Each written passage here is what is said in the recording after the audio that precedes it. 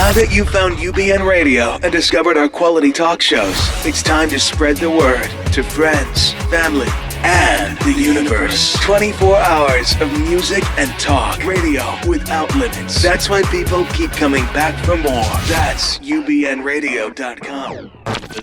The Marla and Dave radio experience begins in 3,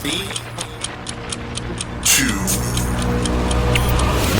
1. Now, if you're ready, we will begin. Go. Welcome to the Marla and Dave radio show. This is reality radio with a couple that keeps it real. Current events, pop culture, music, relationships, fitness, the hot topics of the day. Marla and Dave Thomas. This is the Marla and Dave radio show. Real radio. Welcome to the Marla and Dave show. Marla didn't even know where her mic was. That's embarrassing. She was just telling our guest today that this is how she likes to race, and you know, it's just. Can I say something though, Dave? This is standard operating procedure though. She's never ready. I have to tell you something. You know that there's a story today in our news, and whether you know it or not, it involves Joe Jackson. But most of the time, you know, men over the age of 40, well, you know, things don't always work the way you want them to work. And so this is me. Yeah. This is me. Justin, it's not your case just yet, but I slow down just so I can make you just feel like in a case. king. Well, I'm just you know, saying, did you feel good about that? Now that you put it that way, absolutely not. Welcome to the Marla and Dave show. I'm Marla. And I'm Dave, obviously. I've been here the whole time. And we welcome you. Are you looking? The guests here online are welcoming you. Are you looking at me twice? Because one of those is not flipped backwards. I don't know if we.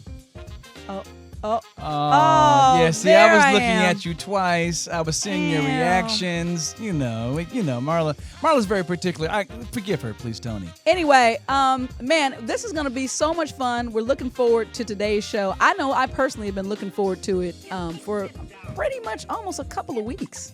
Yeah, this is off the hook.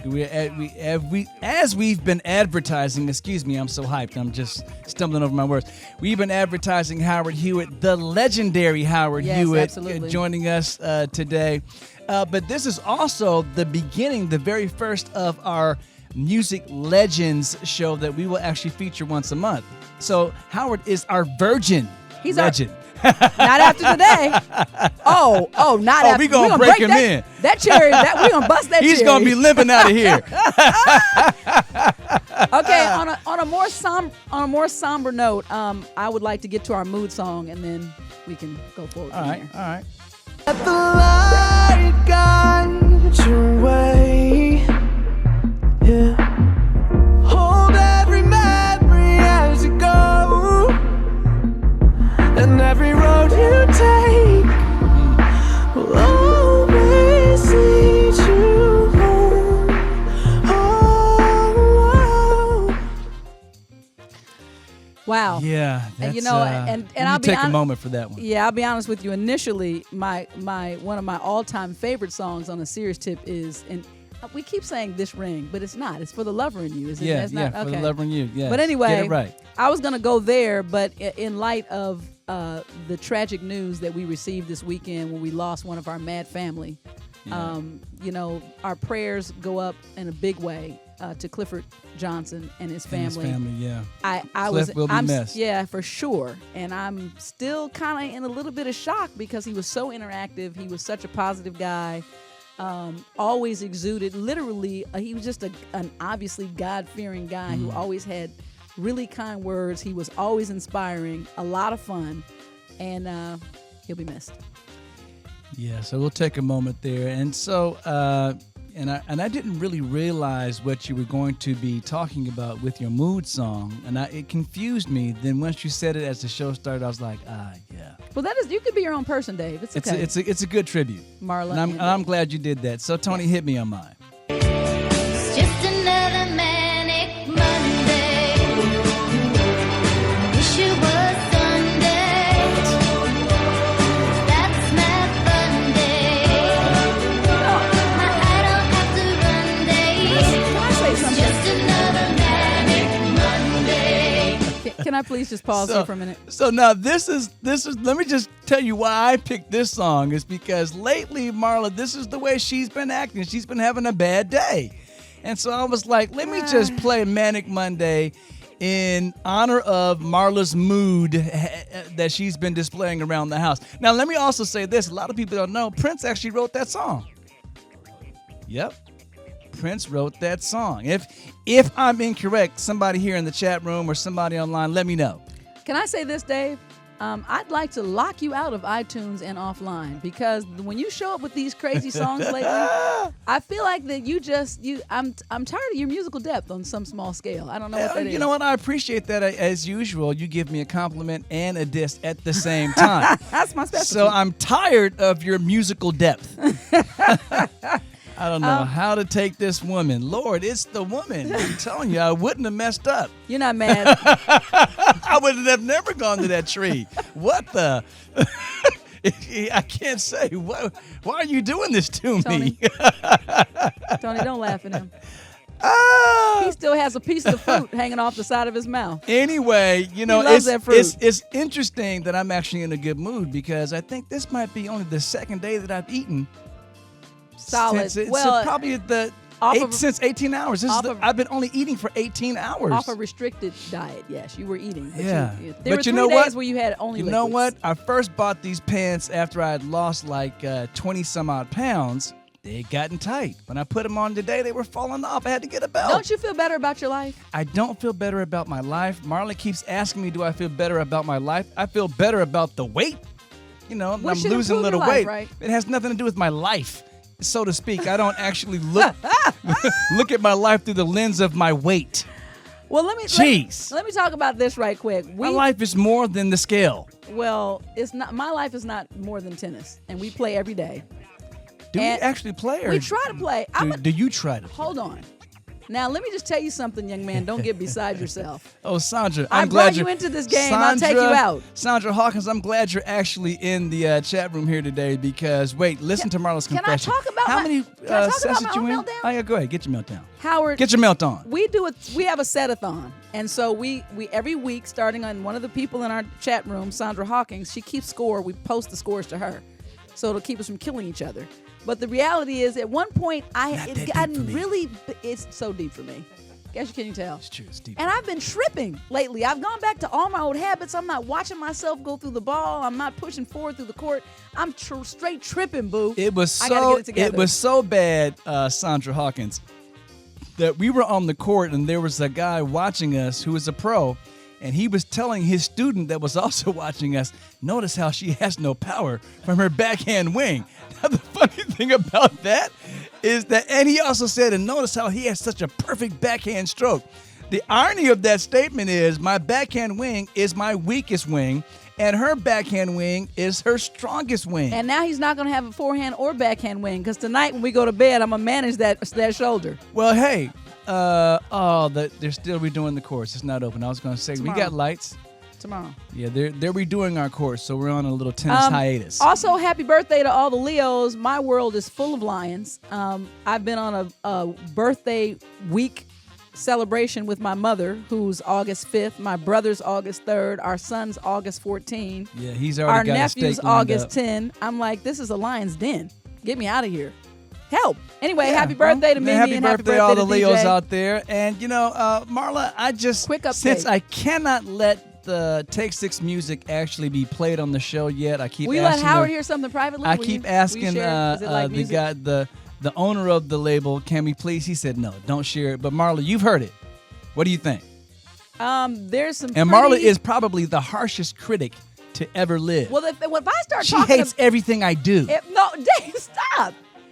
I don't have an ear like that, so I like to hear it when it's ready for me to you want me to hear concepts. I don't hear concepts. I just hear, Yeah, you can't let her hear it in the early phases because she'll actually shoot you down and make you not want to make a record at all. Anyway, we will get to it, but right now I will say this is my final week update. Last night, speaking of legends, which as we are in the company of one of the greatest vocalists, I went to see the OJs and Gladys Knight at the request of my mother and talking about And old she school was jam. not looking forward to it, to be honest with you. And then she starts texting Let me me from tell the you show. something.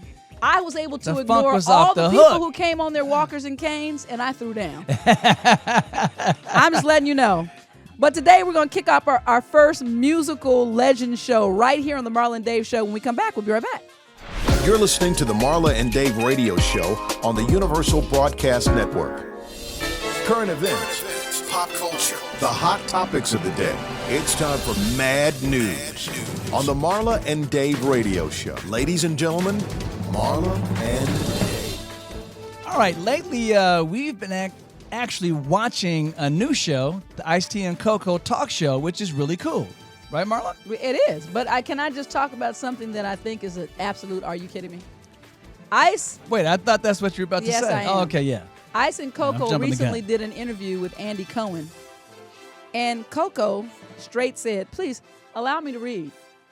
She says, And I quote. and I quote, the reality star, she was 36, bragged that her 15-year marriage to rapper Ice-T works because she's a slave, that's the quote, to her husband. And when the couple, stopped and did their interview, this is something that she's very proud of. And she says also, she carries on to say that more women should essentially not be afraid to be submissive. Now, not only do I have to say, are you kidding me? I just fell in love with Coco. Excuse me, Ice. Excuse me, Ice. I'm sorry, but I actually am going to send my wife, Marla, I'm going to send her personal cell phone directly to Coco. Not until I go to her plastic surgeon. I got work to do before I can link up with Coco, for the record. Can we... Hold on, let's get his mic up. Go ahead. Because I'm sitting here listening to you guys, and Yeah. I'm wanting to comment on a lot of things you're saying. But, submission actually means under your husband's mission. You know what I'm saying? It's like not his purpose. his purpose. But what he calls his penis his mission. Is that what you... All right. And you That's can his be under nickname. that too. Okay, I didn't know we could go there, but that sounds kind of good to me. I appreciate that. Second. There's no rules here, Howard. There's no appreciate your rules second here. on All that. right, well, fine. I know now. All right, But for he. submission is like under your husband's Yeah, mission. I like it. And whatever his mission is, whether if you sign on to that, then you're. So Howard, let me bring you up to speed. Now, Marla does not like to be under my mission. She wants her own mission, and I appreciate that. I applaud that in her. But we'll talk. We'll get into that more as the show goes on. How about her he said, she said? Okay, Joe Jackson, and you know what? I love the Jackson family. Yeah. I've worked with them closely from time to time in the past, but the news came out that 87-year-old Joe Jackson, the patriarch of the family, went down to Brazil and was living it up. He So much so that for his birthday party, by the time the birthday party got there, he couldn't attend his own party because he had taken 3 Viagra pills. one Now, I don't know. Viagra pill with 3. One is meant to keep you erect, by the way, for 4 hours. Up to 4 hours. Up to If 4 hours. Over 4 hours, something's wrong. 3 would essentially kill you, and I don't even know if there's like a geezer warning label. Now, Like now, an old geezer warning Howard label. and I have both been to Brazil, so sometimes you might be tempted to take 17 Viagra pills. Trust me when I say. And I applaud Joe. Hello. 87, dude. And they said that Viagra. I heard somebody say if you have they say when you have an erection over 4 hours, call a physician, go Right. to the Yeah. hospital. Heard somebody say, I'm gonna call a hooker. Well, he called several, maybe. I don't know. I'm just saying. He is pictured with like 2 women kissing his cheek on that. I applaud Joe. All right, so what's up with Donald Trump Okay, Dave. and the whole Republican debate? Hold on, Megyn stop. Kelly asked him a question. My question is simple. When at all can we stop even mentioning his name? Can we? We can't. That's Can the we be genius of done with Donald him? Trump. That's the genius of Donald Trump. We Yep. can't stop talking about him, Yep. no matter what he does, what he says. He refuses to answer policy-related questions. He has not answered a policy-related question yet. He- in fact, he was on a show earlier today, yeah. and he said, "Well, I don't want to talk about that on this show." Yeah, they said, so what about your policy for women? We don't want to just judge by what you said. He said, yeah, I just don't feel like talking about Yeah, it. but he said, "I'll be the best thing." Donald Trump Yeah, is the I'll best be the best for thing women. for women. That's it. But That's I'm not it. going to tell you what I'm going to talk about. I'm not even going to tell you how I'm going to do it. I'm the best. Well, we will just have to agree to disagree because I think I say Donald that's Trump genius. should go away. I think that he's a fool. And He's I think selling his idea He's selling versus Trump. his actual facts about If what this- he's going to do. If being the president was a reality show, then he's the man. All right, 323-284-7826. That's the number to call if you want to talk to Marla, Howard Hewett, the great, or me, Dave. Anyway, we'll All be right three of us. back. We're getting back to the show. We're going to get started. Can you handle the truth? Then get ready for a real radio experience. Ladies and gentlemen, Marla and Dave. Boom! Like we promised, we are here with Howard Hewett, the great. With no further ado. With no further ado, No further ado. No further ado. What does that mean? That means, with no further delays. I do. Ado. Just, I do. It's like it takes 6 seconds in their songs all the time. I do. Ado.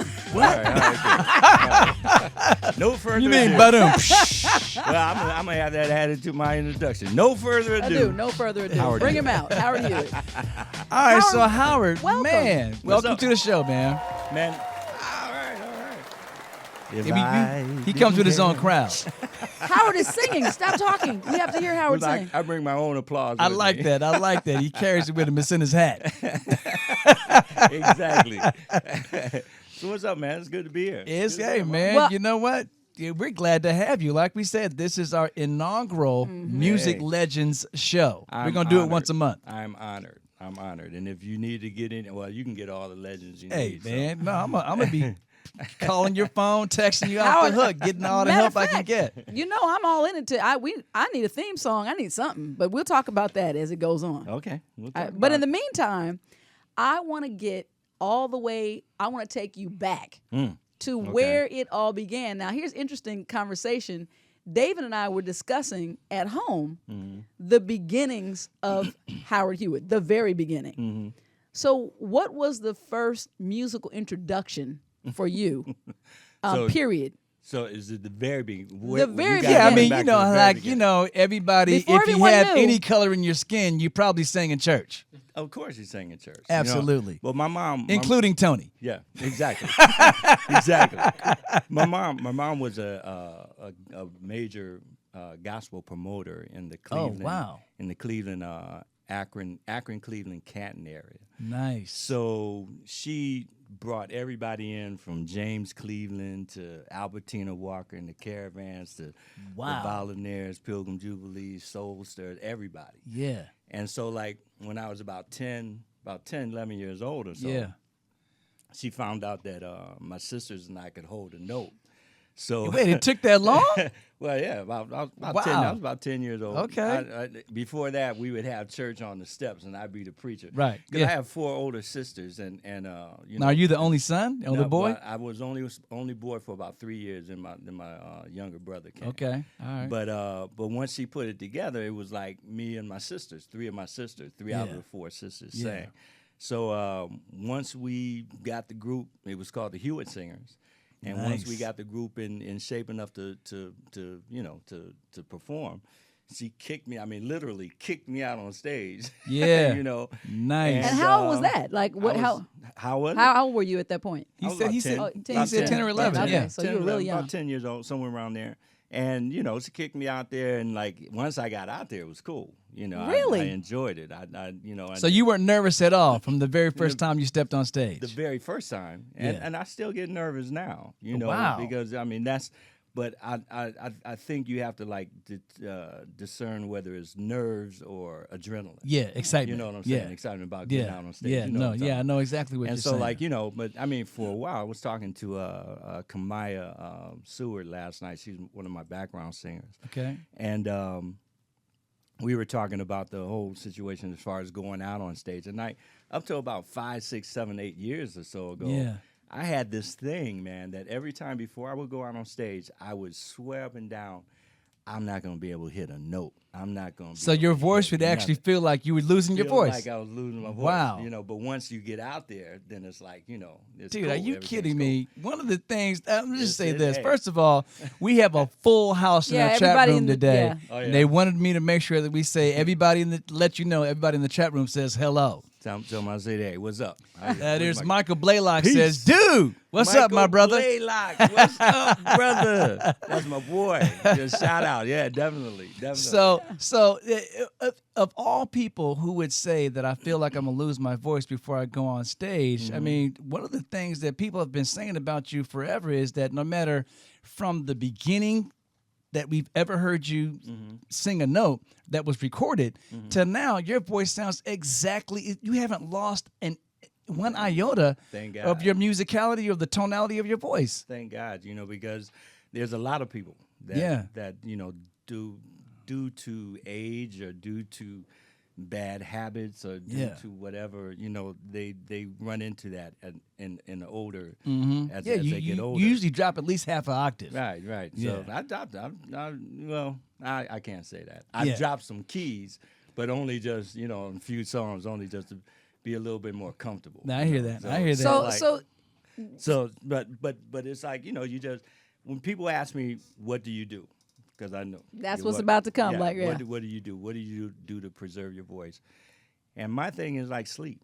right, Sleep. the basic stuff. Get basic stuff. Get sleep. Yeah, Get your body rest. heals itself. Your body including heals the itself voice. in everything. Yeah. And so you get some sleep, and you take care of it because you are the instrument. Right. Yeah. I am Yeah. the instrument. I when people ask me, they say you're a musician and what do you play? I say I play vocals. You know what I'm saying? Yeah.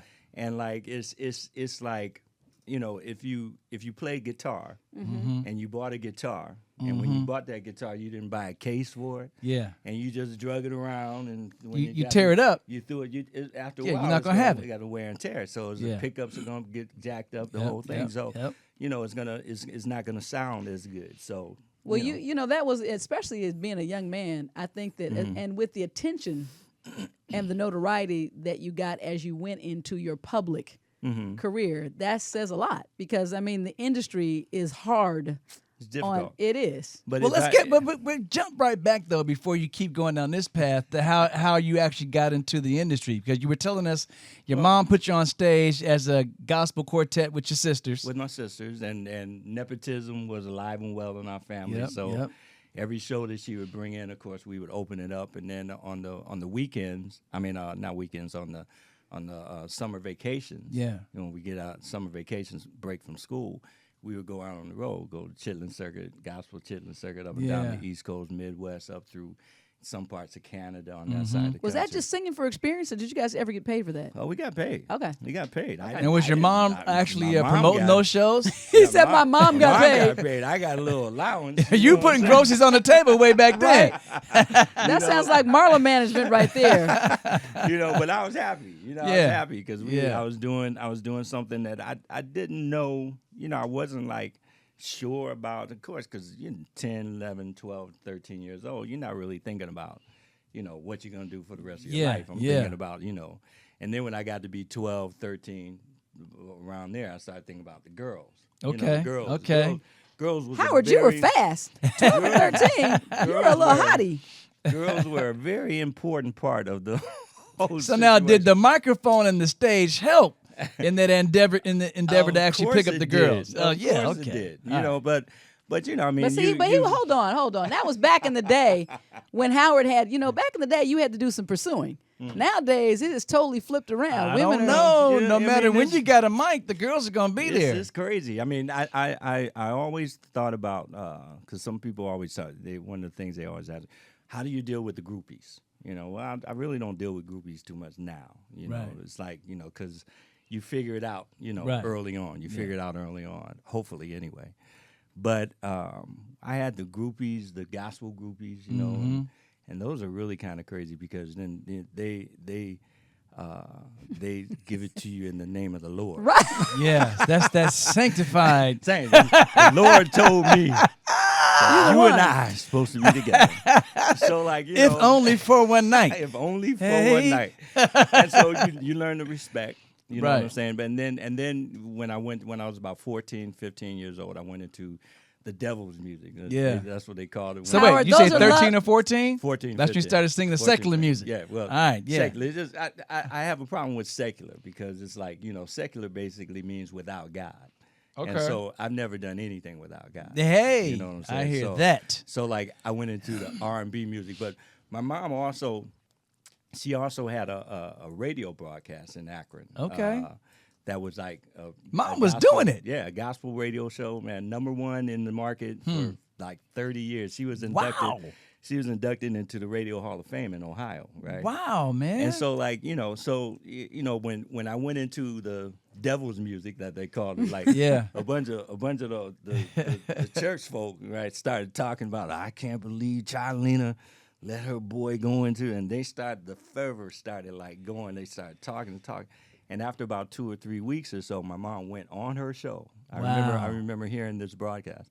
She went on her show and told them, they said, look, I know the foundation I put in my son, and I know that the worst sin he could commit would be not to use the gift that God gave him. Wow. And I love it. she said, I know the foundation that I put into him. I know he's gonna be, cool. So if I like it, y'all should love it. And so Wow. just leave it alone, and it's just And that's She well squashed shit. it immediately. Squashed it immediately. Wow, So- man. That's That's what's gonna up. give you that's a good that says a lot to me as well about even your longevity, your spirit. Every time we've encountered each other through the years, you're just a really genuine guy, and we can't really say that for. I mean, just your spirit is. Yeah. You've always been approachable. You've always been friendly. That's awesome. So for that, I just want to, I don't have a hat, but if I had one, I'm gonna tip this piece of You hair. can take your wig off. right here. You're stupid. I'm going to tip my wig. Oh, you're just on a roll today. So you think I'm because telling you, think it must be the cleanse Wait, that I went on. I'm telling you, something, you're cleansed. it's fixing my life. Yeah. Just like you said it And he- will. and he- you He's think just saying- and because he's two are gathered saying- together, that two light skin love situation, Light-skinned y'all brothers. y'all got Light to- skin in the house. Light-skinned Because in the house. you were like the apex. You were ruling. Howard was like the brother. light skin. He Hey. was on the hill. You know what I'm saying? It's like, it's cool. Dark skinned brothers, they cool. That's right. I'm a hating. Light skin's where it's at. Shout out to y'all, but they let gangster rap come in and start disrespecting. So we got to come back and. Okay, so hold on. We got a phone call on the line. Hi, you're on the Marla and Dave show with Howard Hewett. Where you? Oh, wonderful.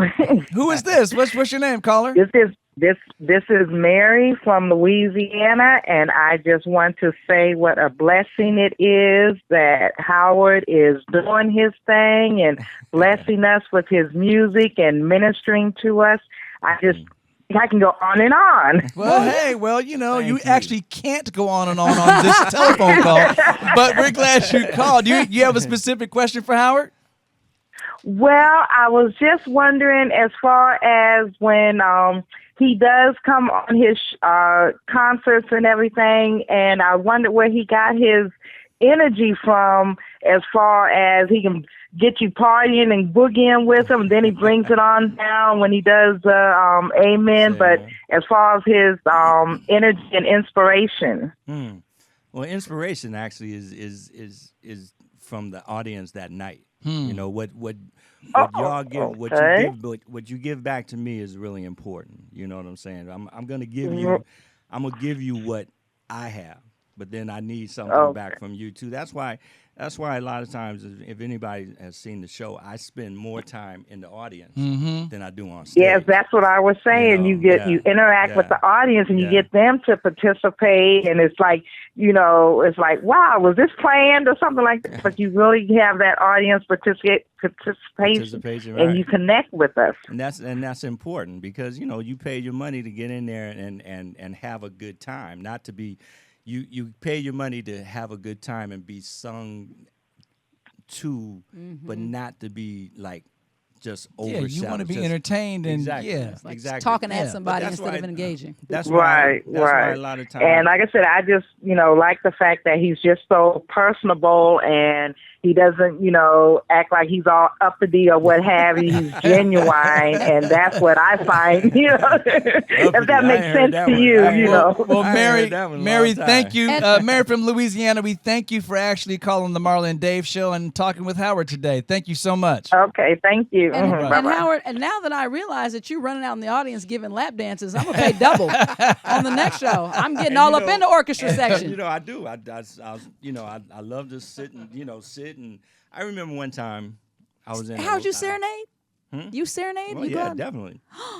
No, but I remember one time I was in Atlanta, right, and I was playing this outdoor theater, and I'm not really crazy about outdoor Right. theaters because Sound goes. sound, but It also didn't return you're to you. susceptible The energy to just goes out. Your voice is to but the also elements. all the elements, Yeah. and stuff, and so it's when I'm on stage.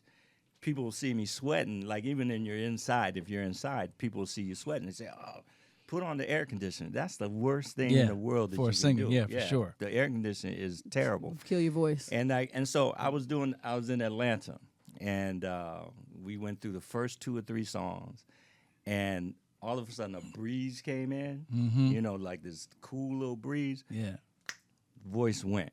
First time in my life. Wow. That ever. So it wasn't just and never- the anticipation, the fear that your voice might go. It really went. It went. By that time, I got kind of over that. Yeah, one. yeah, okay. But it's like because usually my farce. Yeah. My farce is my savior. Are you kidding me? It's like That's your bread and butter. Oh man! And so the natural can be going through craziness, but then Yeah. I can always rely on the farce, on the head falsetto, tone. yeah. But everything went. And Wow. anybody out there that was at that show, because it was a full house. Do you remember Oh, where it was? my At Chastain goodness. Park? It was at I can't remember. Don't worry about it. It Yeah, I was an can't outside remember. venue in Atlanta. I sat on so many women's laps. I was on sing. You don't mind if I give? Sing. You know the words. Take the mic, pass it down. Pulling, I'll be right back. Pulling hair, you know what I'm saying? Oh, this ain't gonna come off, is it? It's all right. So, but you have to like figure You it still out. had to entertain. It was your job that night. And what you said is the key thing is you have to entertain. Yeah. That's why a lot of people like my Live to Track show. I do a lot of Live to Track shows. Yeah. And my Live to Track show is basically my band that I have. My band is out of Memphis. KC, Kirk Clayton, and them out of Memphis. Yeah. And we actually went in and recorded the way I would do a show. Okay. And tweaked it. And so it's not like, some people do a Live to Track show. Right, just the song got the comes stuff, on, the without the lead in it. Yeah, it's got everything fades out. Yeah, They yeah. talk. The next one comes on. Yeah, it for fades sure. out. They talk. Got a call. That's not that's not cool. But this is like actually the show. So it's a good All right, we Hold got that, one hold more that quick thought. call on the We're going to line. hold this caller. Caller, you're on the Marla and Dave show with Marla and Dave and Howard Hewett. What's your name and where you're calling from? Hey, what's going on, guys? It's yours truly, The Voice. The Maurice Voice. Watts. Who is this? Who is this? Maurice. What's happening, baby? What's up, boy? How you doing, man? Hey, man, we just making it happen, man. Making it happen. How you guys doing? Yeah, we're all Well, good. We're all I didn't good. know that I had an opportunity to get a Howard Hewett lap dance, but things are looking up for me in the studio, Maurice. I can tell you that right now. Oh, sookie now. Y'all get in there. Y'all got double H in the house. Man. Yeah, we do. I've done numerous shows for Maurice. He's one of the premier DJs on the East Nice. Coast. Okay. Yes, absolutely. And, yeah, you know what because we've done the band and we've done Live to Track with some of the shows. Yeah. Oh, yeah. So it's all good, man. How you been? Maurice, can I hold you on the line 1 second? We're going to take a quick break. Can we come back with you? Sure. All right, stay right got there. it. You'll be able to hear. We'll be right back. Hey guys, listen up. Learn something. 26 years of marriage from two unique perspectives equals 52 years of relationship experience. It's time for Ask Marla and Dave. Answers to your questions about life, love, and relationship based on Marla and Dave's real life experience. It's about to get real. Ask Marla and Dave. Well, right before we get back to the caller on the line, Maurice, the Ask Marla and Dave question We'll this let Maurice week. weigh in on this as well. That's true, maybe so. The question actually is, recently there was an uproar on social media when singer Sierra was pictured with her son and current boyfriend, the quarterback of the Seattle Seahawks, Russell Wilson. The baby was dressed in a matching Wilson jersey at the Seahawks training camp playing with Russell on the field, even though he is not the toddler's father. Do you guys think this is fair or foul play? So that's the question. Maurice, I'm going to ask you right off the bat. The boy, they're dating, they're not engaged. That's not, Future's the baby's father, even though he has 50 other kids. That's not the point on this one. The issue is... Judge much? I'm just saying. 50 other kids. I'm just saying. There's like Judge 10. much? There's like 10. But anyway. Do you think that's cool or you think that's not cool? All right. Now, it was breaking up on me on a little bit up here in the Poconos. turn your volume down. You said you got to put guy that's holding up somebody else's child? Yeah, Russell Wilson and Sierra. So Russell Wilson, the quarterback for the Seahawks, has been he's dating playing Sierra. daddy. He's dating Sierra. Sierra has a son, but now the son is like dressed up in he's little a toddler. Miniature Russell Wilson gear, and he's on the field playing with Russell Wilson on TV and social media. The question we've been asked is, do we think, as Marla and Dave, that this is fair or foul play? That this is going on? Howard, what do you think? I don't think that's cool, really, man. Well, I mean, it's all according. I mean, it's according to the relationship that they got. You know, there you go. That's it. It's according to the relationship. What type of understanding? Because you don't know. I mean, he may have a situation, a relationship actually with the dad. You know what I'm saying? The news actually says opposite, but that's probably what. Yeah, there was reports about. I would say that it depends on the toddler, the child's relationship to the father. You know what I'm saying? Right. And how they deal with that. Ultimately, they have to deal with that. Yeah. I would always say it's uncool to take away a father who's interested to being in their child's life, to kind of take that away and kind of put that child with somebody else. Yeah, that's very important that the child's actual father has a relationship, and I think that's what it all depends on. Also, I mean, unless you know exactly what's happening, I would hesitate to get involved. There you go. All right, thank you very much. That's the Ask Marla and Dave. We're gonna get right back to the show, and Maurice, we're gonna get right back to you. So what's up, man? Welcome back to the Marla and Dave radio show. Marla and Dave want to talk to you. Phone lines are open at 323-284-7826. 323-284-7826. All right, Maurice, thanks for hanging out. What's going on, man? Maurice? Can you hear me there? Yeah, we got you. Yeah, I was just saying, I had to call in on the Marla and Dave show to support you guys, definitely. And especially with my man Double H, because it's never been a time that I needed this brother that he hasn't been there for me, whether for a gig, for an interview, or anything. He's just one of the greatest, one of the rare artists that's out there that's still doing it with classic R&B. So I just had to call in and support him on this one for sure, man. I appreciate it. And your check is in the mail. It's in the mail. I don't know. Before we let you go, Maurice, I'm his agent, so you might want to send that check to me, and we'll forward it. No, man, but I appreciate you, man. And you know that's real. That's real. That's definitely 100, man. We've done a lot of stuff through the years, and looking forward to more years to come. Awesome. Oh, yeah, definitely. And congrats to Marla and Dave on this show, man. The show's off the hook. Thank you.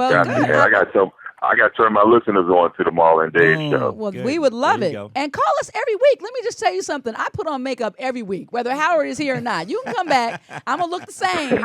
I don't even know who that woman is over there. Who's this imposter? I don't want you guys to think that this is Howard Hewett face, even though, Luke, hey, Howard. I'm just saying, I look like this every day. Anyway, thanks, Maurice. Well, you know what? You guys keep doing the promotion that you guys doing because it's because of your publicity that you guys put out there that caught my attention. Wow. And also the reminder that popped up on Facebook. And I was like, man, I was in the city today and I knew I had to call. And then when I got home, you walk through the door and Daddyville takes over. Yeah. But then I was laying in the bed. And then it hit me again right there on the reminder. So you guys are promoting and doing what you should do to make sure that the people know about your show. It's a great show. Congratulations once again. Thank you so much. Thank you. So, Howard. All right. Take care. So we talked about this ring or For the lover in you. I come on, I have to give it the street name. I know. Yeah. Everybody calls it that. I love this ring, and and that's cool. As long as you love it, it's cool. Yeah. So you have had an incredible career as a soloist, as well as you were a member of Shalamar, which is what everybody knew. Now, was that your first big break as into mainstream music? Into mainstream music, yeah. Like I said, getting back to when I went into R&B music when I was about 14, 15 years old. So then, kicked around Akron, Ohio. My boys in Akron, Marvin Burke and Ricky Parker, Ricky Fletcher, and Shout everybody, out. and Byron Williams. Byron Williams was our guitar player. Yeah, I mean at the whole OJ's camp. But Byron is Walter is Byron's brother. So, So Walter Williams from the OJ's. So we had our group, was called Life. Okay. We spelled it Lyfe. This is way before Life Jennings, right? This is back in the day. So we did that. I kicked that for until I was about 18, 19 years old. And then I came out here to California. Okay. I touched down to LAX, man. I just came. I was like, I had no kids. I had no wife. I had nothing. You going to go make it. I'm just going. I had to get out there cold, too. Yeah, I hear that. The cold was kicking my behind, man. Every winter, I'm like, oh, my God. This is what am I doing? Marla knows about Cleveland. Yes. Oh, man. My dad used to play with the Indians. So okay. Rocky River. Yep. You can't call me Cleveland. It's cold. It's cold. I was like a little suburbanite. Just leave me alone. Marla knows about Shaker Heights. I'm all down. Marla knows about Shaker Heights. I'm all up in Cleveland Heights. What? Not really. And, It's Rocky River. So it got cold. It would get cold. I remember one time we were going. We were about 16 years old. So. And Larry Graham and Graham Central Station were playing at Kent State. Wow. And we were like Larry Graham and Sly and the Family Stone, like fanatics. Wow. Sly and the Family Stone, a riot going on. Like when Martin Luther King was assassinated. And you remember all those things. You remember where you were when that happened. I remember where I was when I first heard a riot going on by Sly and the Family Stone. Yeah. And where were you? I was in my car, sitting outside of our high school. Well, me and my band were in the car. Somebody bought an 8-track of the album, and we put that 8-track in, man. And we were like, our whole spectrum of music was broadened at that point, and we were into another direction as far as the whole thing was concerned. So Larry Graham was playing at Kent State. And it was a blizzard, man. And we were like, Kent State's maybe 30 minutes away from Akron, something like that. It took us like about 2 hours, 2.5 hours to get there. We're slipping and sliding, couldn't even see, But we were making it to the Graham Central Station. And we got there and maneuvered our way somehow backstage. And, we met Larry, met Tina, met all the group and stuff. And years later, after the second time around came out, and you told him, hey, you remember that? Yeah, and he invited me to the crib, for dinner. And I told him about that. I said, man, he bust out laughing, man. So but I did that, and then I came out here. Like I said, I touched down to LAX. I had about $34 in my pocket. Yeah. My cousin picked me up at the airport. Well, back in the day, 8-track tapes, you were almost rich. At least for the week. That was after the 8-track. By the time I got here, it was like cassettes. You know what I'm saying? So I got here it was about 76, I think, when I first got out, 76, 77. And so my cousin picked me up. We got out of the airport, went all the way up La Cienega, north on La Cienega, went up into Beverly Hills. Yeah. Checked out the thing, looking at the lights and everything, and then we came out of Beverly Hills, back down La Cienega to the hood. Yeah. We went up. From rodeo to rodeo. Exactly. That's funny. So then, about 2 months after I got out here, I helped put this group together called Beverly Hills. Okay. It was a show group. We did everything from Disco Inferno to Mandy. You were just a cover band? Top 40 band, and I put it together with the cats down in Mavericks Flat, down in Crenshaw. Okay, the club. Yeah, I remember that. Yeah, and John Daniels, Lonzo Daniels, at the time Lonzo passed on now, but we put the band, and they used to always put together. John put together show groups. Okay. And they also had, because on the weekend that Mavericks Flats was a club, but upstairs on the weekdays they had rehearsal rooms and offices, and they had a booking agency called Maverick International, and all of their bookings were overseas. So we rehearsed and hired and fired people for about a year. I quit the group like twice, and then went back, and finally we were in shape enough to tour and went overseas. Went my first gig in '77. The end of '77. Went over to Helsinki, Finland. Okay. Hit there for about 3 weeks. And from there, we went on to Geneva, Switzerland, Benidorm, Spain, Saint-Tropez, France. We were all over. So just So at hitting the this point, international though, did you European feel like scene. you had made it? Like, is it, No, because I was only making $250, $300 a week. Okay. That was it. Right. You're working hard. working. But see, it back in the day of wasn't cassettes, working, that's a though. lot of money. But it was exactly. But it wasn't. But like I said, I had no responsibilities. Right. I didn't have my wife. I didn't have any kids. I tell my kids now. I said I remember when I did not have y'all. Yeah. And I was running all around Europe and all that stuff, and making $250, like I said. And we went over there for about 8 months the first time. And then I was making $250. Then we came back here for about a month, and then went back over for another tour for about 5 or 6 months. But this is pre-Shalamar? It's pre-Shalamar. Yeah, Wow. This is pre-Shalamar. That's So, what I'm saying. But had you too. ever at this point, did that group Beverly Hills had you cut an album, a CD? we never recorded. Album and back then. I used to tell John. And if he's sitting right here, I'd tell him. I said, I used to tell you that. I said, man, and I was so naive about the whole thing, but I just knew. I just said, Lord, I said, John, get me in the studio. Because I remember one time they were doing a tribute thing for Norman Whitfield. They were giving him some gold and platinum albums for Rolls Royce for a car wash, right? And they did the ceremony down in Mavericks Flat, right? Okay. And so, I went there and I was there hanging out. And then I walked outside, and John came out. He said, "What's up, man? What's going on?" I said, "Man, we could do that." I said, "We can do that. I don't know how, but we can do that. Yeah. Logistics. Just get me in the studio. Just get me in the studio. Just get me in. Ha ha ha ha. I'd pat you on the back. It's like, and then it's time. You got to go back overseas. And that was right when I was. I had that month off, and I was here. Went back overseas for about 5 or 6 months, and then came back. We broke up when we were in London, Okay. So came back here and kicked around for about 6 months. I was jet lagging the whole time. I didn't know. 6 months of jet lag. I didn't know. I was jet lagging for a long time before I realized exactly What was what going it on. was. Right. Because I was, why am I going to sleep in the middle of the day? Yeah. So I was like, I was just flowing with it. You know what I'm saying? So and all that time I stayed over there. Like I said, when I went back over, I was making $300 a week. I got a $50 raise. Got a little raise. But the whole time I came back with about $400, $500 in my pocket. because you're doing your thing. 'Cause I'm partying, man. I'm in Like a San madman Jose, on the road. I'm like partying on people's yachts, the whole thing. And so came back over and kicked around for about 6 months.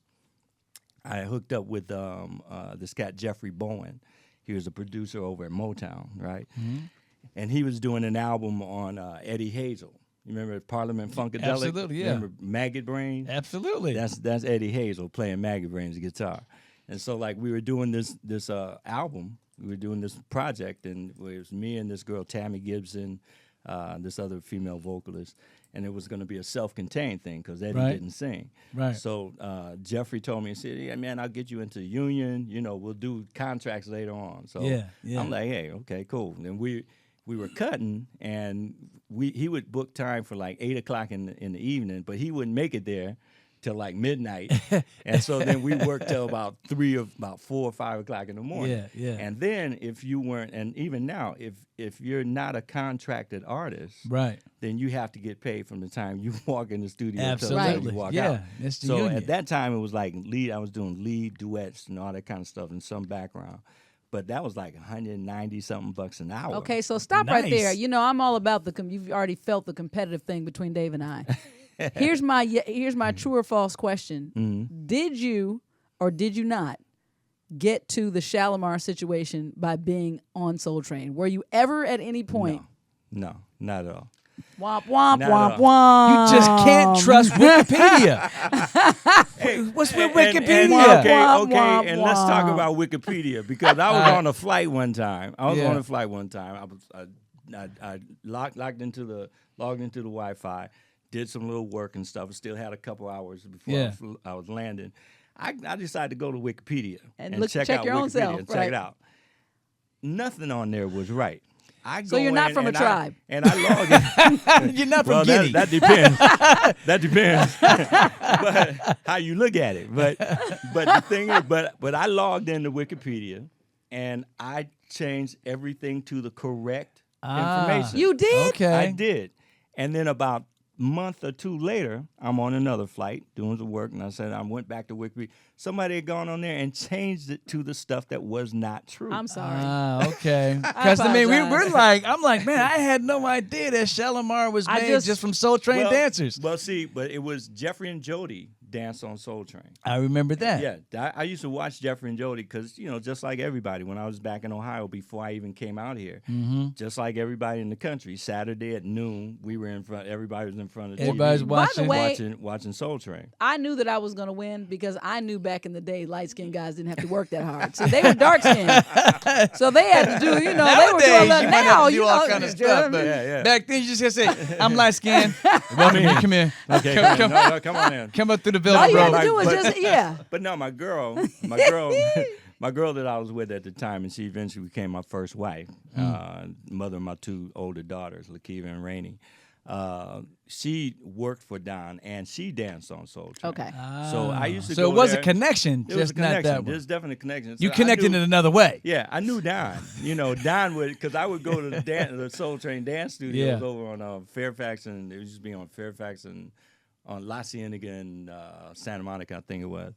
And so I used to go over there with her when she was working. I'd be sitting there in the office, and Don would walk in, and like he just look at Rainey, and then he look at me, and he just walk past, right? And like later on, after we connected, after the Shalamar thing, and right. like and we talked, he said, "Man, you never told me you could sing back then." I was like, Right. I said, "You never asked me if I could sing." I was just there hanging out with my girl. Right. So like, but whenever anybody, because a lot of people do that, even now today, they were inducting me into this museum that they're doing in Nashville. Congratulations. Thank you. And Bobby Jones, Dr. Bobby Jones introduced me, right? And he said, "You formerly a Soul Train dancer." Yeah. And I came out, I was never A Soul Train dancer. Never a Soul Train dancer. So now let me ask you this. Well, Marla, right quick before you get to this next question, we have another caller on the line. Hello, caller. You are on with Marla and Dave and the legendary Howard Hewett. Hello. Hi. Who's calling? What's your name and where are you calling from? My name is Keisha. I'm calling from Ohio. Keisha. Keisha from Girl, Ohio. I know who this is. This is Keisha Johnson. She is my social media lady.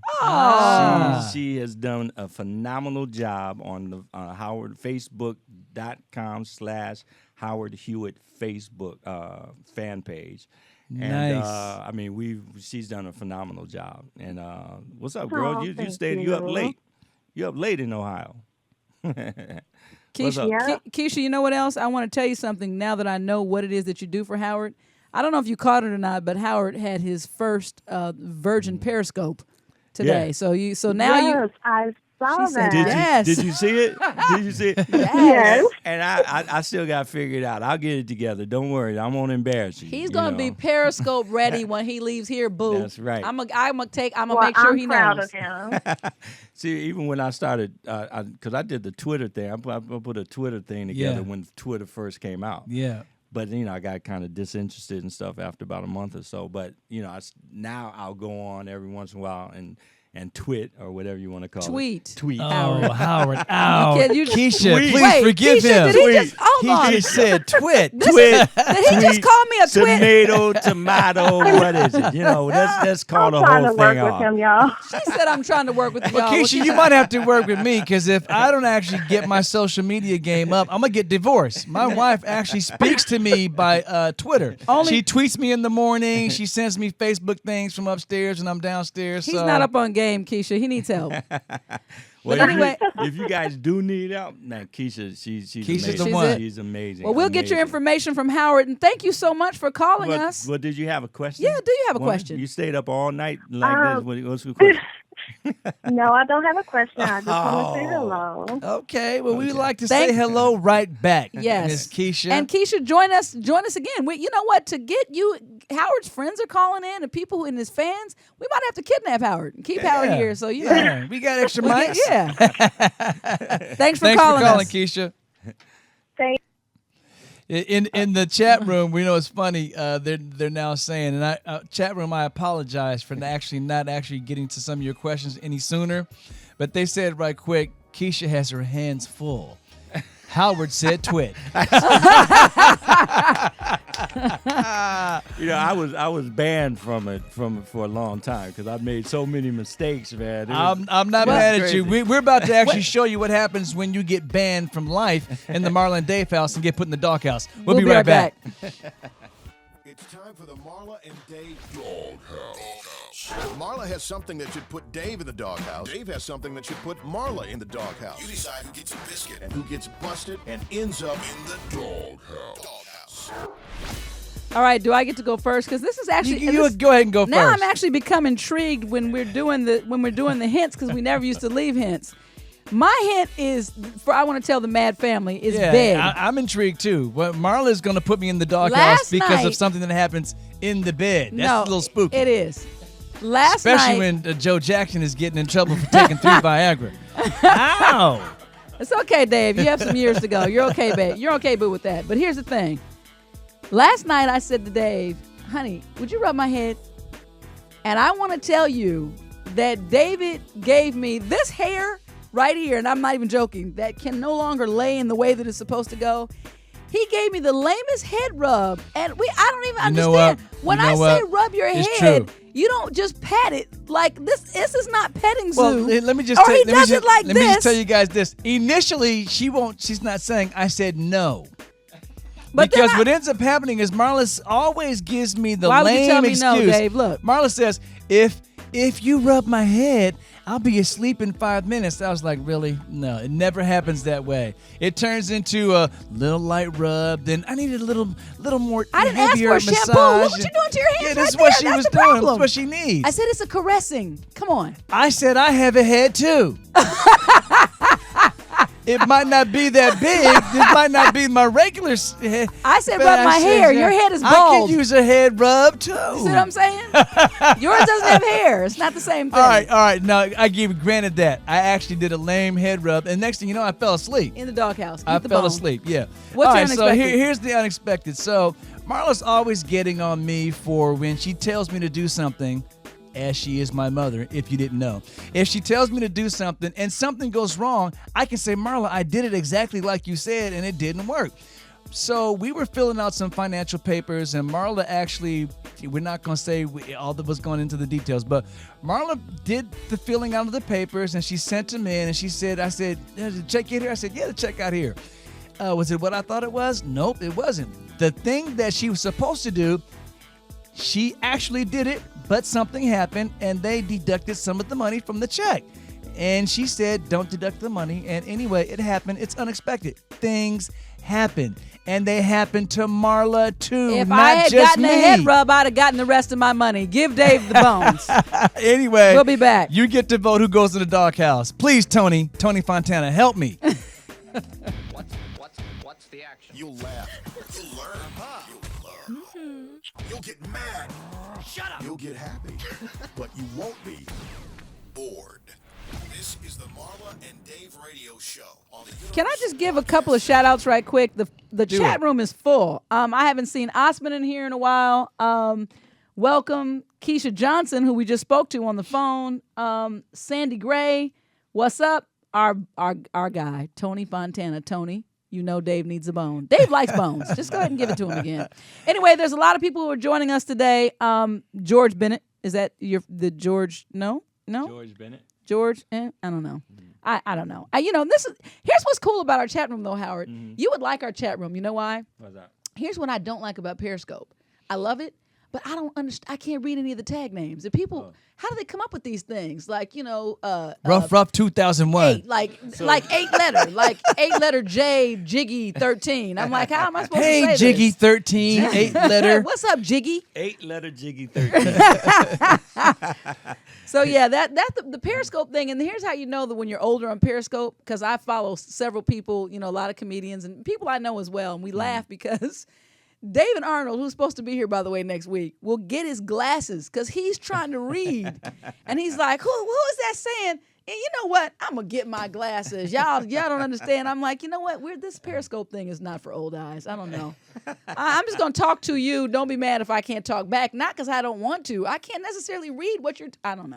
All right, so let me just break it down right quick. A little update from the Doghouse segment. Clearly, I'm going in the Doghouse. So far, everyone's voting Dave in the Doghouse. For giving me a shampoo head rub dog. over money. Even though Sandra Shampoo. Hawkins said neither one of us actually go in the Doghouse because our excuses were lame. She always says that. When Our she doesn't setup wanna- was lame. When she doesn't want to put you in the Doghouse, no one should go. But Or put me. Osman said that he's been on vacation since June 26th. Osman, that's a hell of a vacation, Well, that's a and sabbatical. lucky you. That's a great job. That's a Yeah, I mean, sabbatical. he said he never even knows what day it is. That's a great Lucky vacation. you. That's a great Lucky vacation. you. But we're glad to have you here, Osman. That's what's up. So, Howard, what I wanted to ask you before we went away to the break is this.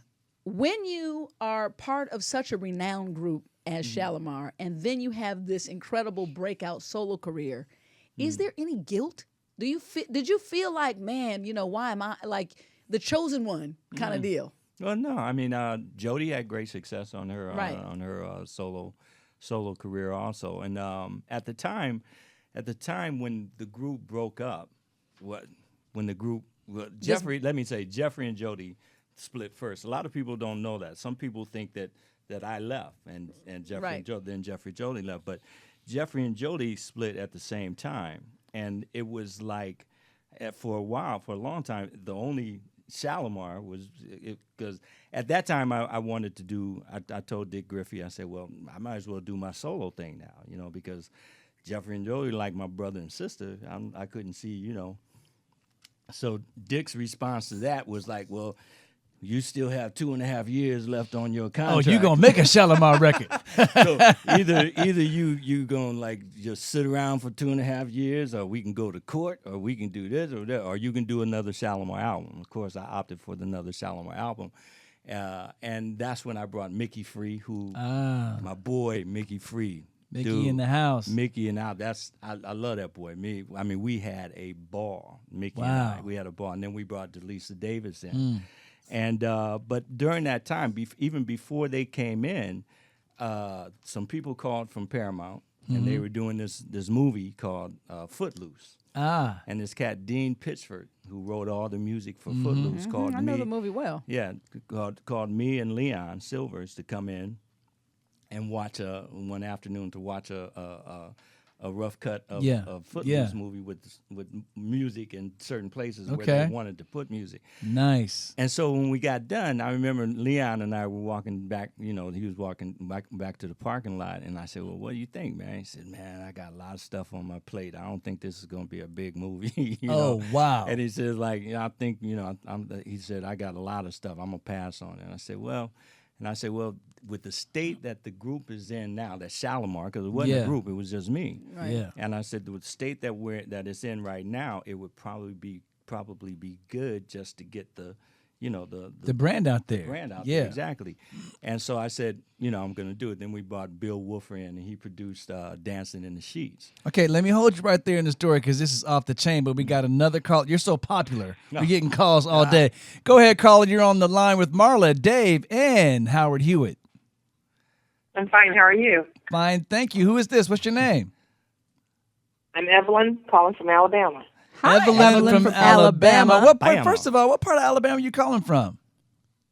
Birmingham. Birmingham, Oh, right up we're the from street. Huntsville. We used to live in Huntsville. Huntsville. Yeah. Huntsville. I did. No, we Okay. did. No, we did. David and I we met in second grade in Huntsville, Alabama. Oh, really?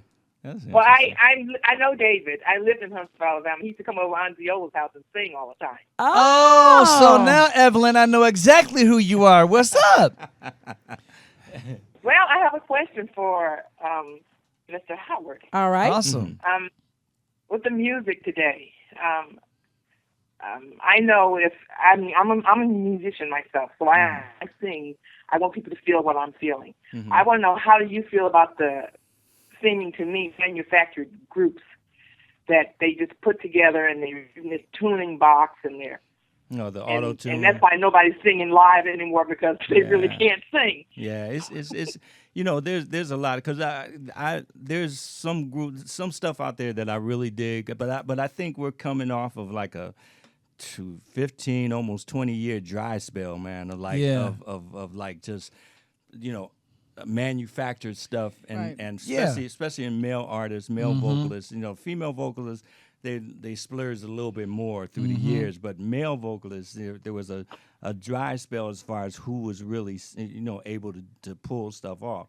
Even if you have like Keith Sweat, who's like, to me, he's a stylist rather than a vocalist, but he does his thing. He does his thing, and he's totally successful. Yeah. But like, I remember seeing an episode of American Idol one time when Steve Tyler was on there. Yeah. He was one of the judges on there.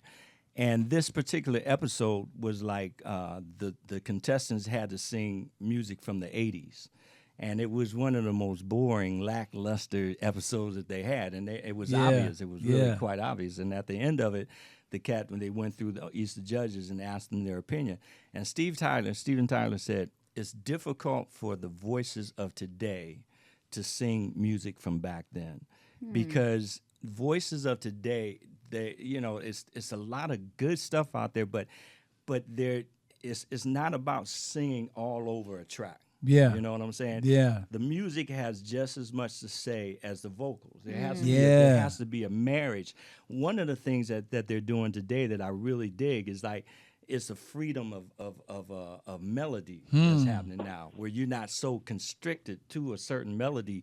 You can, you got to establish, but you do have to establish the melody. Yeah. But you can kind of, because I love like weaving in and out of the music of what the track is talking about, and vocally it's a conversation between you and the track. Is there an artist right now that you would support in there? I mean, that you do that catches your attention? Well, currently, to tell you the truth, and people might be looking at me like I'm crazy, but I love it. What I'm listening to in my car right now. Yeah. Kendrick Lamar, man. That's what's up. Kendrick Lamar's album is off the chain. That's what's up. Yeah, crazy. So now, but specifically to what Evelyn is saying, what do you think about the artists who actually are really heavily relying on the auto tune, and it really shows that possibly they can't actually hold a note? Well, I think I'm a foundation guy. Okay. I don't think anything can stand without a strong foundation. There you go. And if you don't put the work in, and if you relying on auto-tune, one of the things that's going to be cut out of your whole situation is personal appearances, which now is very, very, very That's important. what you need to hang on to. Very important. Well, Evelyn, I hope that answers your question. And again, thanks for listening to the Marla and Dave Show, and thanks for calling in and talking to Mr. Howard Hewett. Yes. Thank you. Bye-bye. All right, bye-bye. All right, bye-bye. Wow. That's kind of deep. Yeah, it's like, and it's a lot but that's of. what you David says the same thing, having our older daughter and our son in music, and you and I spoke even on the phone about your children as well, being musical. I know your son, in particular. So and my next oldest daughter, Rainey, she's very musical. But teaching them that it's more than just that foundation. It's almost like it was hard for Dave to get them to understand, at least my oldest daughter, that you have to work at building something that has a root, so you can have something that you can grow. See, with my oldest, especially with my oldest kids, Lakiva and Rainey. Like Lakiva's like 36 now, Rainey's 34. But when they were kids, I remember riding, and Dre came on. Dr. Dre came on the radio, and he had sampled a thing from Parliament Funkadelic with George Clinton, and they were grooving, they were into it, And I said, that's like blah blah blah, right. And they say, oh no, Dad, no. Like, you could, how and did you know? I got back to the house, and I went into my vinyl because I don't know Break 'em what. out. Sucky. He said And vinyl. I went into my vinyl. These my records. And I found exactly. And I found and I found the what he had sampled it from. Right. And I put it on. I always have a turntable, And so I put it on. I said, come here and listen to this. And they listened, and they were like, from that point on, they were believers. Wow. It wasn't. You just became a genie. You were like Magic Dad at that point. Dad, oh my God, Dad, but it's there's nothing new under the sun, as they say, and but you have to put in the work, and you got to put in the foundation. I mean, I remember when back in Ohio when they used to build houses, they used to take forever. In my neighborhood, they build the houses and stuff. They take forever on the foundation. Yeah. Foundation take. Once they get And that everything set, else can the go house up pops overnight. Once they get the foundation down, the house goes up like that, and you can tear that house down and build on another the house same foundation. On the same foundation. Absolutely. That's matter of fact, because of that wisdom you're dropping, your boy Michael Blaylock says, when are you going to be a judge on some of these shows, because they need some feedback like what you're giving them right now? Well, I don't know. A lot of times it's about current popularity as far as certain things are concerned, as far as those shows and stuff. Yeah, Right. for sure. You're curating at the moment. Curating at the moment. Now, exactly. somebody else, I think Sandra Hawkins said a long time ago, and I didn't get to it. She asked a question: is there somebody, an artist that you've worked with or have not yet worked with that you would like from the past that you would like to work with again, or somebody that you haven't worked with that you would like to work with, other than Take Six? Other than Take Six. and we tried to do something a long time ago. You know what's up, yeah. We tried. I've been blessed to work with a whole lot of different people through the years. I don't know. I mean, I think now, if you can find a good, it's about hooks and stuff now too. Yeah. So if you can find something that's saying something, and then lock into that whole type of situation and be a part of that, I would love to do that type of stuff. Well, what they don't know is that I was just in the studio the other day. My boy Sekou Bunch calls me up and he says, "Hey Dave, you remember that stuff we did a long time ago?" Because I'd helped him out with one of his. He's doing a new album. He says, "Come over and check it out the studio. I want you to listen to it."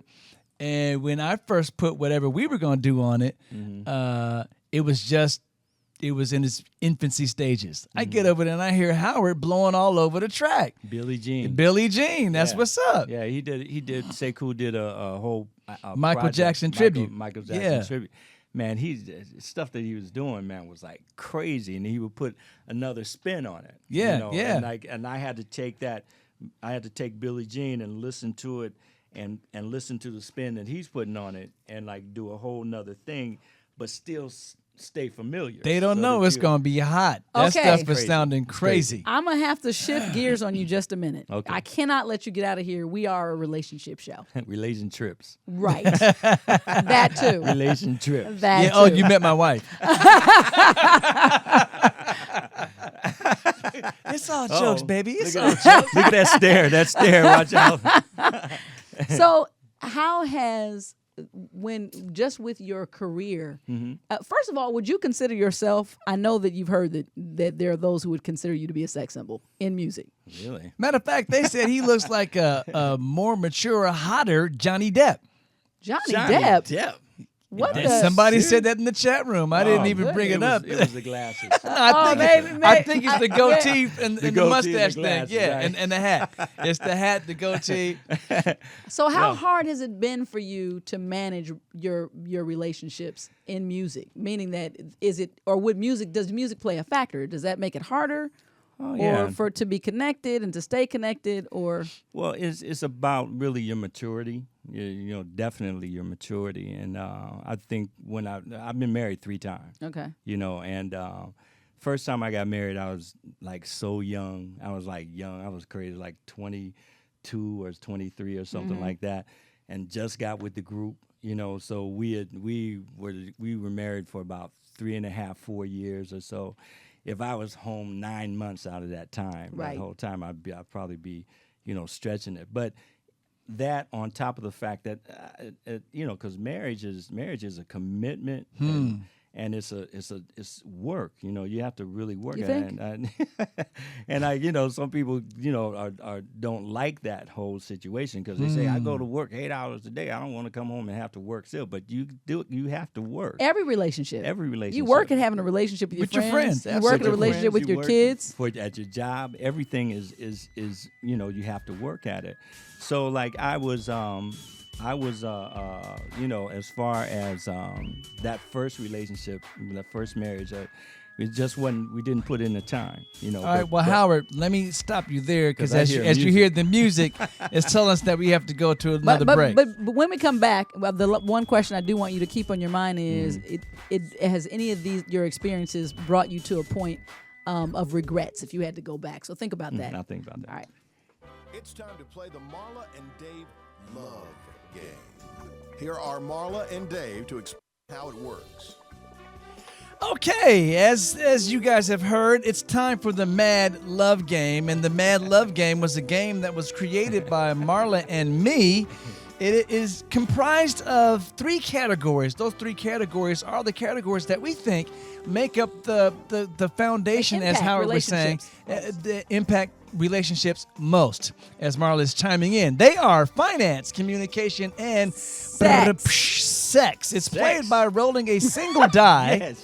And the single die has all 3 of those categories, as well as the MaD logo. When it lands on the MaD logo, you get to choose, and usually we choose sex. Anyway, I'm going to let Howard roll the die. Okay. All right. I'm going to see if he's really from Cleveland, from the street. Yeah, he is. Boom. Communication. Communication. All right, so let me grab a communication question right quick. Oh, it can't read upside down. Okay, this is going to be hilarious. No, I'm not going to do that one. I guess I will. Who talks more on average, men or women? Really? Hey, Come you on had now. to ask. Really? Who talks more on that? Now, for those of you who haven't been paying attention, all the answers from the Marla and Dave show come from the PEW Research Center or the Pew Research Center. Howard, who do you think talks more, men or women? Of course, women talk more because women are more communicative than men. And that's just the way that it is. But do you think men are I think we all start off the same as kids. I think men are culture are We didn't say groomed by boys or society. girls. We said men or women. That's what I'm saying, though. But even men and women, I think It's like boys don't cry. I equate men and women relationships and stuff to a battery. The battery. You have a negative pole and a positive pole, 2 complete opposites. Both have poles now? But that batteries, yes. The negative pole. Ask Joe Jackson. It works both ways. This did not roll on sex. It rolled on communication. Okay? Communication. Okay. Get it together, Marla. But it's a negative pole and a positive pole, 2 complete opposites, but that's what makes that battery work. Right. It won't work with a negative and a negative pole or positive and positive pole. So, and if you look at it even in more depth, the negative pole respects the differences of the positive pole. The positive pole respects the differences of the negative pole. There you go. And so if you equate it to in a relationship where we run into problems is when your woman... When we say anything. When your woman doesn't see something the way that you see it, then you say... Which is never, so we're always in problems. So it's like, you say, well, she's wrong. But she's not wrong. She just sees it another way. She just has breasts. So anyway, Howard, let me say Clearly, it this I'm way. not your wife. I just play one on the show. Howard, I'm sitting right here. You would be surprised to know a recent study published in Scientific American found that word counts are about the same, for men and women. Boom, there are those in the chat room. It's how we communicate. Everybody's saying women. It's actually the word count is about the same. Oh, yeah? Tony said except we his just wife. We just talk about different things. He said You know what I'm except saying? my Let's wife. talk about different things. Now, of course, but that comes in, therein lies the whole difference There you go. Just like what you were saying. Men Yeah. are right and women are not. Anyway, one of the cool things You know, about Howard, this show is going to end. I want you to know that. And So so I'm the first and last guest here. this is it. the cool thing about the Mad Love game is that each card, each question has a further discussion point, Okay. which makes it fun to play when you're in a large group of your friends. So the further discussion question is, why have women been given the stereotype that they talk more than men? I don't know. I mean, it's like, it seems that way to me. Yeah, I'm saying, well, why do you think that stereotype exists? I think it's the way we use language, and I think that because here's what I really feel. Slap me if you guys, turn your Don't tell me that now. Don't tell you, don't get mad. But here's what I really believe in my heart of hearts. I think that naturally, the physiological makeup of men and women, you are stronger physically than women, and I think women use language as their strength, as the manipulation tool. Because I Oh, that's not what you were saying? I'm sorry. Do Go you ahead. want to end the show? Let me let you finish. Can we turn this mic off? No, I think that I really do believe that. I think that that's a woman's, like, in other words, when I wanted to beat my brother up, I use my words. I use my And he my gets so words, mad and- because he right. can't come back. So I kicked his butt verbally. But it all depends. That all depends also. Like, I remember back in the day, way back in the day when I was a kid, I used to cuss up a storm. I used to be cussing was like my second language. You know what I'm saying? But like, as the years went on, I realized that sometimes it was because I didn't know how to express myself another way. So then I started figuring out how to express myself when I was like 17, 18 years old, figuring out how to express myself another way. And that's when you figure out words, how to express yourself, how to convey your feelings, without... Meanwhile, the young ladies are talking circles around us at all times. Yeah. Anyway, first of all, Howard, thank you for playing the Mad Love game. You're Those of welcome. you at home can get your own copy of the Mad Love game right there at www.marlandave.com. In the store, it's fun to play. You will have a blast. Back to the show. I never do anything without thinking about it first. Marla is a feeler. I basically wear my personality on my sleeve. But when Marla and Dave get together, it's like a match dancing with a firecracker. This is the Marla and Dave radio show on the Universal Broadcast Network. All right, so in the chat room, funny, they're saying Tony said it should have rubbed that head. Anyway, right before we get back to our conversation with Howard, it's time for this week's poll question, and that means the poll question from last week. The poll question last week were, are people more concerned for animal rights greater than their concern for human rights? Your options were yes, hashtag animals over everyone, or no, hashtag people are the priority. And I'm not sure if people misunderstood the question, but everyone wrote in 100% said yes, hashtag animals over everyone. That's what it seems to be. So these I days. think they're saying that their understanding of the question is there more concern are for people animal out of rights? control by going crazy over Cecil the lion, and if you're wearing Sammy some the fur. Whale the other night. The Jackass was on the. Who are you talking to? Who you calling a jackass? Jackass. No. Your boy Steve-O. Steve-O would climb the crane with Sammy. He was about the whale. And he was right here on the corner. Right on Sunset. Wow. Anyway, so we have a poll question next week. You'll have to read it when you go to the Marla and Dave page. www.marlandave.com, and right there on the front of the homepage is the poll question. Make sure you log in, hang out with Marla and Dave for a while, and then vote on that question we want to hear from you. Time. Remember that? Yeah, we used to do that. Do it again. It's poll time. Oh, there you go. We got a trio in the house. All right, we'll be right back. Can you handle the truth? This is modern American dialogue in a mad world from two unique, fresh, transparent perspectives. This is the Marla and Dave radio show. All right, so we're back to our conversation, and Marla just talking. We're coming Marla's to a using close. extra words. We're coming. Extra words. Howard, Yeah, so are you Marla laughing does with talk him? more I'm than not most laughing. men. I'm not laughing. I'm So fine. here's Howard. When we went to the break, and we're gonna wind it up, I wanted to know, with where you are now and where you've been, do you have any, if you had to do it over, do you have any type of regrets about relationships? You know, it's like one of the things that you know. Howard, can I get you to answer that question right after we talk to this caller? Because we got a caller on the line. I think that's what we were hearing in the background. Oh, okay. Caller, go ahead. You're on with Marla, yelling. Dave, and Howard Hewitt. Hello. Hello. Caller, you're on the air. Hello. Hello. Hi, you're on with Marla and Dave. Your name and where are you calling from? My name is Ann McDermott. I'm calling from Mount Vernon, New York. Mount Vernon, New York. New York in the house. How are you, Marla and Dave? Oh, Notice I said good. Marla first. Yeah, you said it right. You said Thank it you, right. sweetie. Notice that you're still on the air with Marla and Dave. Because Hi, you said Howard. it right. How you It's doing? Carolyn's twin.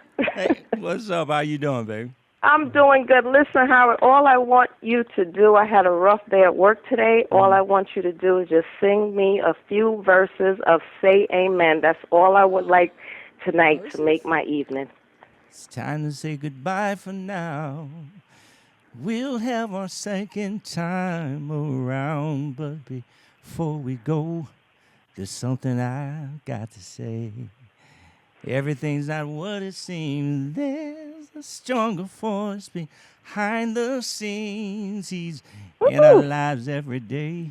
He's right there when we call. In him is where my strength lies. I lift my eyes beyond the skies.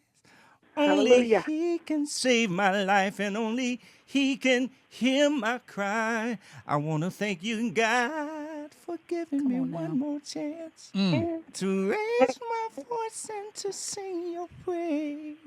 I sing it out loud. I sing it all day. This song is my prayer I give to only you. It can't compare to the gift from you. There it is. There it is. Amen.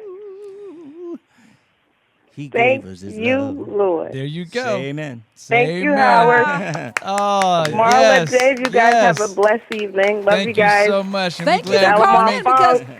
you did that for me too. So thank you for that. Awesome. Thank you. Take care. Love you. Love you Love you too. too. Bye-bye. Bye-bye. Cool. Wow. Awesome, man. That's So- what's up. So, but back to the regret. question, the yeah. regrets. I don't really believe in regrets. There you go. You know what I'm saying? And every relationship that I was in, I haven't dated a lot through my life. I've been accused of way more women than I've ever been with. You know what I'm saying? And but It ain't me. you know, a lot of Wasn't a lot me, of Billie you know, Jean. but I look at you know the relationships, my marriages, and each one I got my 2 daughters from my first marriage, my son from my second marriage, and my youngest from my third marriage. So like they were all biggest blessings. and there's no regrets at There you all go. whatsoever. And you know, I look at relationships is like I said, relationships. You go through it. You go through your craziness. You go through your things. And you know, the first time I was married, we were married for about 4 years. I know what the deal was there. Second time I was married, I said I would never hook up with somebody that was in the same business, but I fell in love. And you know, Nia and I had got together. We were together for about 6 years. We had my son Christopher. And then I did, after that, I needed to cleanse everything from everything as far as relationships and stuff is concerned. So I went on like a 2-year celibacy situation. Which How'd that was- work out?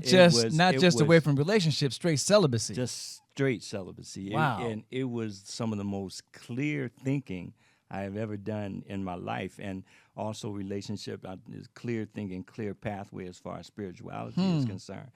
And after coming out of that, I met my third wife, Angie, and we were together for like 16 years. Wow. So, you know, but, you know, you get to certain points and I wonder if my life the way that it is, I always wondered if I was supposed to be with just one woman, you know, throughout the whole thing. Because there's different aspects of my life and a different woman had to be there in order to deal with different aspects of my life. I've seen that in friends, and I say all the time. Sometimes it's become very apparent and clear as I've grown up that sometimes relationships are everything is purposed, but it's a transition of preparation for the next. Right. It happens, and Yeah. you become, it's like this person is in your life for this time for a reason, and it could even be ordained to be that. Right. I mean, it's a beautiful thing if you connect with a person that can make those transitions With with you. you as you Right. go through life.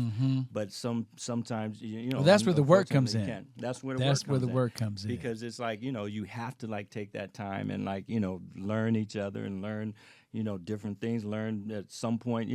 I saw an episode of Being Mary Jane one time, and a good friend of mine, Richard Roundtree's on there, and there was a scene where she was going through trips about not finding that person and different things, and he said something that was really profound. He says, it hurts me to see you go through all these changes trying to find something that may not even exist anymore. Right. Wow. As far as that's concerned, and I think that it is there, but you have to find that woman that is and it's not a put down if Right. they can't go through it, but because it's on their side of the situation also.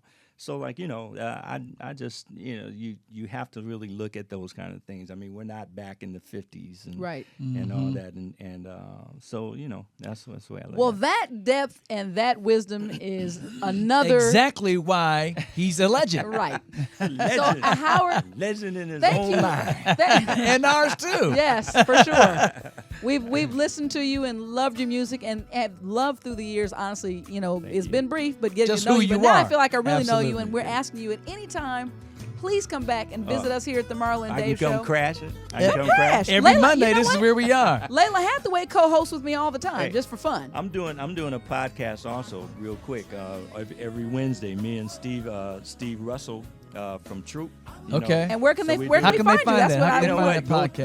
Go to the Facebook page. You'll get all the information. Good. 'cause, And what's the Facebook page? Howard Facebook.com/Howard Hewett fan page. Awesome. And you get Howard the, Hewett fan You get the page. twit and everything from there.